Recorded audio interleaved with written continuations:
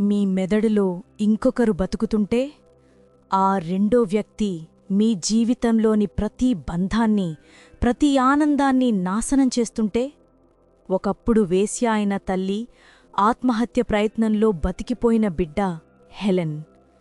ఒక రోడ్డు ప్రమాదం తర్వాత హెలెన్ లోపల నిద్రాణంగా ఉన్న ఆమె కవల సోదరి మేల్కుంటుంది. ఈ సంఘటనల వెనుక గూఢమైన వానిషింగ్ ట్విన్ సిండ్రోమ్ ఉంది. తన అంతులేని కోపం, హింసతో ఈ కవల సోదరి హెలెన్ జీవితాన్ని ఎలా అదుపు చేసింది? స్నేహం, ప్రేమ, ఉనికి కోసం జరిగిన ఈ పోరాటంలో చివరికి ఎవరి విజయం, ఎవరికి శాపంగా మారింది? ఈ భయానక కథ వింటే మీకు నిద్రపట్టదు. ఈ చిత్రం జెమినీ మోటల్లో నివసించే ఒక యువతితో మొదలవుతుంది. ఆమె వేశ్య. ఒక రద్దీగా ఉండే రాత్రి ఒక అస్పష్టమైన వ్యక్తి ఆమె గదిని సమీపిస్తాడు. అప్పుడు ఆ చొరబాటుదారుడిచే ఆమె దాడికి గురై అత్యాచారం చేయబడుతుంది. తరువాత ఆమె గర్భవతి అని తెలుసుకుంటుంది.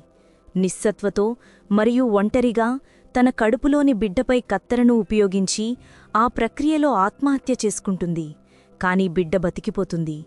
ఆ సంఘటన నుండి 23 సంవత్సరాలు ముందుకు వెళితే భయపడిన తల్లి యొక్క గర్భస్థదాడి నుండి బతికిన హెలెన్ను చిత్రం చూపిస్తుంది. ఆమె ఇప్పుడు టొరాంటోలో తన ప్రాణ స్నేహితురాలు మాల్లీతో కలిసి నివసిస్తున్న ఒక బైక్ కొరియర్. ఒకరోజు రోమన్ అనే తన స్నేహితుడి ఇంటికి వస్తువులను డెలివరీ చేయమని హెలెన్కు పని అప్పగిస్తారు. ఆ రోజు హెలెన్ పుట్టినరోజు కాబట్టి రోమన్ ఆమెకొక పెయింటింగ్ ఇస్తాడు. అది హెలెన్ యొక్క చీకటి పార్శ్వమని అతను చెప్తాడు. హెలెన్ వెంటనే ఆ పెయింటింగ్ను ఇంటికి తీసుకువెళ్తుంది. తన మోటల్లో హెలెన్ తన తల్లి మరణం కథను మాల్లీకి వివరిస్తుంది. మాల్లీ హెలెన్ పరిస్థితి గురించి చాలా శ్రద్ధ తీసుకుంటుంది. హెలెన్కు వేరే కుటుంబం లేనందున మాల్లీ ఎల్లప్పుడూ ఆమెకు మద్దతుగా ఉంటుంది. కొద్దిసేపటికే మాల్లీ తన ప్రేయకుడు ఎడ్తో అపాయింట్మెంట్ ఉన్నందున అక్కడ్నుండి బయలుదేరుతుంది. మోటల్ నుండి తిరిగి వస్తుండగా హెలెన్ను ఒక కారు ఢీకొట్టి తీవ్రంగా గాయపరుస్తుంది. అప్పుడు హెలెన్ను ఆస్పత్రికి తీసుకువెళతారు. ఆమెకు తలగాయం మరియు కొన్ని ఎముకలు విరిగాయి. వారాల తర్వాత హెలెన్ను చివరకు ఇంటికి వెళ్లడానికి అనుమతి అంతవుతుంది. హెలెన్ రాకను స్వాగతించడానికి మాల్లీ మరియు ఆమె స్నేహితులు ఒక చిన్న పార్టీని ఏర్పాటు చేస్తారు. పార్టీలో హెలెన్ మాల్లీ ప్రియుకుడు ఎడ్ను కలుస్తుంది. అతను ఆమెపై ఆసక్తి చూపిస్తాడు. పార్టీ జరుగుతుండగా అకస్మాత్తుగా హెలెన్ బ్లాకౌట్ అనుభవిస్తుంది మరియు అపస్మారక స్థితికి చేరుకుంటుంది. ఒక ఖాళీ పార్కింగ్ స్థలంలో ఆమె మేల్కొంటుంది. ఇంతకు ముందు ఏమి జరిగిందో హెలెన్ గందరగోళానికి గురవుతుంది. స్పృహ కోల్పోయినప్పుడు ఏమి జరిగిందో అడగడానికి ఆమె వెంటనే మాల్లీకి కాల్ చేస్తుంది. తాను ఎక్కడికి వెళ్తుందో చెప్పకుండానే హెలెన్ పార్టీ నుండి వెళ్ళిపోయిందని మాల్లీ వివరిస్తుంది. ఏమి జరిగిందో తెలియక హెలెన్ వెంటనే ఆందోళనతో ఇంటికి తిరిగి వస్తుంది. ఇంట్లో హెలెన్ వింత చిత్రాలు గీయడం ప్రారంభిస్తుంది మరియు రోమన్ పెయింటింగ్కు భయపడి చివరకు దాన్ని కింద పెట్టి గుడ్డతో కరుపుతుంది. మరునాడు హెలెన్ వ్యాయామం, తినడం మరియు స్నానం చేయడం వంటి తన దినచర్యను మామూలుగా ప్రారంభిస్తుంది. ఆమె స్నానం ముగించిన వెంటనే అకస్మాత్తుగా ఆమెకు ఒక వింత ఆకారం కనిపించడం మొదలవుతుంది. తర్వాత ఆమె మరొక బ్లాకౌట్ అనుభవిస్తుంది మరియు గాయపడిన కాలుతో తన స్నేహితుల ముందు మేల్కొంటుంది. మాల్లీ మరియు ఇతరులు గందరగోళానికి గురవుతారు. అక్కడ హెలెన్ కేవలం టవాల్ కట్టుకుని బయటికి వెళ్ళిందని మాల్లీ హెలెన్కు వివరిస్తుంది. చాలా గంటలు హెలెన్ అదృశ్యమయ్యింది మరియు ఇంటికి వచ్చేసరికి హెలెన్ కాలు అప్పటికే రక్తస్రావమవుతుంది. హెలెన్ తన కాళ్ల నుండి పగిలిన గాజును తొలగించడం ప్రారంభిస్తుంది. మరునాడు హెలెన్ మరియు మాల్లీ హెలెన్కు ఏమి జరుగుతుందో తెలుసుకోవడానికి డాక్టర్ హెడ్లీ అనే వైద్యుణ్ణి కలుసుకోవడానికి వెళ్తారు. డాక్టర్ హెడ్లీ కొన్ని ప్రశ్నలు అడగడం మొదలుపెడతాడు. తాను ఎల్లప్పుడూ అపస్మారక స్థితిలో ఒక ప్రదేశం నుండి మరొక ప్రదేశానికి వెళ్తున్నానని హెలెన్ వివరిస్తుంది. తాను ఒక ప్రదేశంలో ఉండి అకస్మాత్తుగా మరొక చోట మేల్కొంటున్నానని, ప్రమాదం జరిగిన సమయం నుండి ఇది తరచుగా జరుగుతుందని, అంతేకాకుండా తరచూ ఒక నల్లని నీడను చూస్తుంది. ఆమె వివరణ విన్న తర్వాత డాక్టర్ ఆమె మెదడుకు సిటీ స్కాన్ చేయాలని నిర్ణయిస్తారు. రిజల్ట్స్ మరునాడు వస్తాయి. హెలెన్ వెంటనే ఇంటికి తిరిగి వెళ్లి నేరుగా నిద్రపోతుంది. నిద్రలో ఆమె ఒక స్త్రీ ఆకారం యొక్క అస్థిరమైన దర్శనాలను చూస్తుంది. డాక్టర్ హెడ్లీ నుండి వచ్చిన కాల్తో హెలెన్ మేల్కొంటుంది. హెలెన్ మెదడుకు వింత ఏదో జరిగిందని డాక్టర్ హెలెన్కు చెప్తారు. ఇది విని హెలెన్ వెంటనే ఆస్పత్రికి వెళ్తుంది.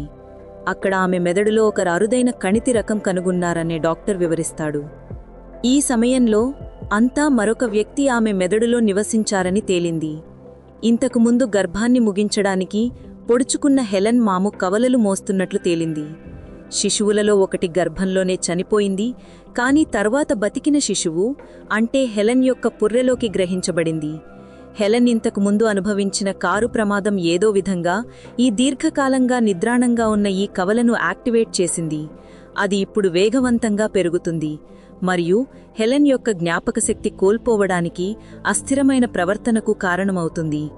ఆమె ఇప్పుడు వానిషింగ్ ట్విన్ సిండ్రోమ్ అంటే గర్భధారణ సమయంలో కవలల గర్భస్రావం ఫలితంగా గర్భంలో ఒక కవల అదృశ్యమైనప్పుడు సంభవించే వాస్తవ రుగ్మతతో బాధపడుతుంది.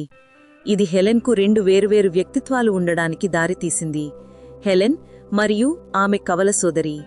అప్పుడు డాక్టర్ ఆమె మెదడు నుండి కవలను తొలగించడానికి శస్త్రచికిత్స చేయించుకోవాలని ఆమెను కోరుతారు. అయితే శస్త్రచికిత్స వరకు 3 రోజులు వేచి ఉండాలి. తర్వాత ఇంట్లో రోమన్ ఇచ్చిన భయానక పెయింటింగ్ను చూస్తుంది. ఆ పెయింటింగ్ అకస్మాత్తుగా గోడపై కనిపిస్తుంది. మాల్లీ దాన్ని తిరిగి పెట్టిందని ఆమె అనుకుంటుంది, కానీ అది కాదు. చివరికి ఆమె రోమన్కు పెయింటింగ్ను తిరిగి ఇవ్వాలని నిర్ణయిస్తుంది. రోమన్ ఇంటికి చేరుకున్న హెలెన్ రోమన్ యొక్క ఆనవాళ్లను చూడదు. ఆమె ఒక ల్యాప్టాప్లో ఒక ఫుటేజ్ మాత్రమే చూస్తుంది. అది హెలెన్ రోమన్ను చాలా శాడిస్టిక్గా హింసిస్తున్నట్లు తేలింది. ఆ ఫుటేజ్ రోమన్ దయ కోసం వేడుకోవడం చూపిస్తుంది. అయితే అపస్మారక స్థితిలో హెలెన్ రోమన్ను చంపేసింది. హెలెన్కు అందులో ఏదీ గుర్తుండదు. రోమన్ ఇంట్లో తిరుగుతూ ఉండగా ఆమె పగిలిన గాజును కూడా చూస్తుంది మరియు గాయపడిన కాలుతో ఇంటికి వచ్చిన రోజు ఆమె గుర్తు చేసుకుంటుంది. తనలో 2 వ్యక్తిత్వాలు ఉన్నాయని హెలెన్ ఇప్పుడు ఒప్పుకుంటుంది. కొన్నిసార్లు హెలెన్ నియంత్రణలో ఉంటుంది, కానీ కొన్నిసార్లు ఆమె కవల నియంత్రణలో ఉంటుంది. తాను ఇప్పుడు తన స్వంత శరీరం మరియు మనసుతో యుద్ధంలో ఉన్నానని హెలెన్ గ్రహిస్తుంది. ఆమె ఇంటికి పరుగెడుతూ ఎక్కడికి వెళ్లకుండా తన్ను తాను నియంత్రించుకోవడానికి చేతులు మరియు కాళ్లు కట్టుకోవడం ప్రారంభిస్తుంది. మరునాడు ఇంట్లో విసుగు చెంది రాత్రిపూట నడవడానికి హెలెన్ బయలుదేరడం ప్రారంభిస్తుంది. అయితే ఆమెకు భ్రమలు కలుగుతాయి మరియు సమీపంలోని టాయిలెట్కు వెళ్లాలని నిర్ణయిస్తుంది. ఆమె తన చేయి పట్టీను తొలగించడం ప్రారంభిస్తుంది మరియు తన చేతులపై ఉన్న శస్త్రచికిత్స మరకలను తెరుస్తుంది. తన చేతిలో మరొక మానవ వేలు చూసి ఆమె షాక్ అవుతుంది. తర్వాత ఆమె ఆ స్థలం నుండి బయలుదేరాలని నిర్ణయిస్తుంది. వెనుక నుండి మాల్లీ ప్రియుకుడు ఎడ్ హెలెన్ను వెంటాడడం ప్రారంభిస్తాడు. ఎడ్ హెలెన్ అందం పట్ల చాలా ఆసక్తి చూపిస్తాడు, అందువల్ల అతను ఆమెపై అత్యాచారం చేయాలని ప్లాన్ చేస్తాడు. ఆ సమయంలో హెలెన్ కవల శరీరం తాను నియంత్రించడం ప్రారంభిస్తుంది. అప్పుడు ఆమె అతని వైపు కత్తిని గురిపెట్టి అతన్ని భయపెడుతుంది. స్పృహ తిరిగి వచ్చిన తర్వాత ఆమె వెంటనే ఇంటికి పరుగెడుతుంది. ఇంట్లో మాల్లీ అప్పుడు హెలెన్ను వింత, భయానక చిత్రాలు గీయడం ఆపమని చెప్తుంది. కాని ఆ చిత్రాలు తాను గీయడం లేదని హెలెన్ వెల్లడిస్తుంది. వీరు వాదిస్తారు. చివరికి హెలెన్ శరీరం కవల నియంత్రణలోకి వెళ్లి మాల్లీమ దాడి చేయడం ప్రారంభిస్తుంది. ఆమె నియంత్రణను తిరిగి పొందినప్పుడు తాను మాల్లీను గాయపరచగలిగిన దాన్ని అని వెల్లడిస్తుంది. చివరికి హెలెన్ మాల్లీకి తన నుండి దూరంగా ఉండమని చెప్తుంది. అయితే మాల్లీ నిరాకరిస్తుంది. కాబట్టి హెలెన్ ఆ స్థలం నుండి దూరంగా వెళ్లి మాల్లీకి దూరంగా ఉండాలని నిర్ణయిస్తుంది. దారిలో హెలెన్ ఎడ్ను కలుస్తుంది. ఇంతకుముందు హెలెన్ తనపై కత్తిని గురిపెట్టినందుకు ఎడ్ ప్రతీకారం తీర్చుకోవాలని కోరుకుంటాడు. తాను అనారోగ్యంతో ఉన్నాను మరియు అదంతా చేసింది తాను కాదని హెలెన్ వివరించడం ప్రారంభిస్తుంది. ఎడ్ హెలెన్ మాట వినడు మరియు అతను హెలెన్పై అత్యాచారం చేయాలని ప్లాన్ చేస్తాడు. అదే సమయంలో ఆమె కవల శరీరం తాను నియంత్రించడం ప్రారంభిస్తుంది. అప్పుడు ఆమె అతన్ని వెంటనే చంపేస్తుంది. ఎడ్ను చంపిన తర్వాత హెలెన్ తన స్పృహను తిరిగి పొందుతుంది మరియు ఎడ్ ఇప్పుడు చనిపోయారని చూస్తుంది. తాను ఎంత ప్రమాదకరంగా మారానని గ్రహించిన హెలెన్ సంవత్సరాల క్రితం తన తల్లి ఆత్మహత్య చేసుకున్న జెమినీ మోటల్లో ఆత్మహత్య చేసుకోవాలని ప్లాన్ చేస్తుంది. మరొక చోట మాల్లీ హెలెన్తో తన ఫోటోలను తిరిగి చూడడం ప్రారంభిస్తుంది. ఆమె ముందు మరియు తర్వాత చిత్రాలలో గణనీయమైన తేడాను గమనిస్తుంది. ఆమె వ్యక్తిత్వంలోని మార్పును కూడా గమనిస్తుంది. హెలెన్ శరీరంలో 2 వేరువేరు వ్యక్తులు ఉన్నారని ఆమె చివరికి నిర్ధారిస్తుంది మరియు తనపై దాడి చేసింది హెలెన్ కాదని వెల్లడిస్తుంది.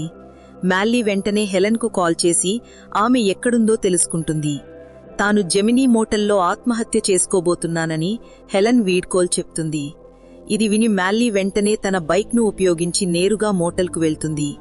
హెలెన్ మోటల్కు చేరుకుని ఆత్మహత్య చేసుకోబోతున్నప్పుడు ఆమె కవల తన శరీరాన్ని నియంత్రించడం ప్రారంభిస్తుంది. అప్పుడు మ్యాల్లీ హోటల్కు చేరుకుంటుంది.